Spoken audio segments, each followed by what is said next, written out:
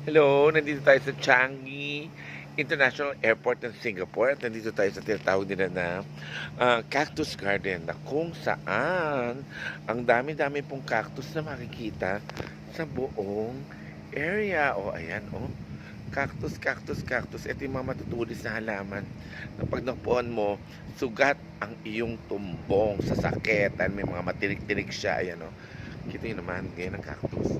May tinik-tinik. At ito, isang buong area dinesignate po ng Changi International Airport ng Singapore para sa mga cactus lovers. Ayan. Sarap magtulakan dito. Tulak mo yung kaaway mo pag ganun. Para sugatan. Ayan, mga design pa siya. Cactus, cactus everywhere. O, diba? Ayun pa. Ikot-ikot, puro cactus. Nakakatuwa na may mga ganitong klase ng airport. Gaya dito sa Singapore na pinapahalagahan yung mga halaman at mga tanim. Sa Pilipinas ba mayroong ganito? Nagtatanong lang po. Baka sakaling may maisipan kayo, gawa naman kayo ng iba-ibang mga garden na mayroong pwedeng pagtambayan dyan sa loob ng airport. Para naman po hindi muna puro mga pambuburaot lang ang nalalaman ninyo, lalo na sa immigration, pagpapahirap sa lahat ng mga bumabiyahe.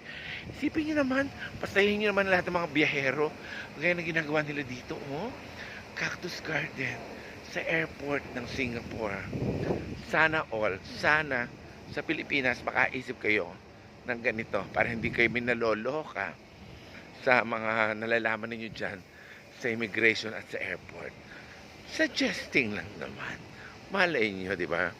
Malay nyo naman, makaigi sa ating lahat.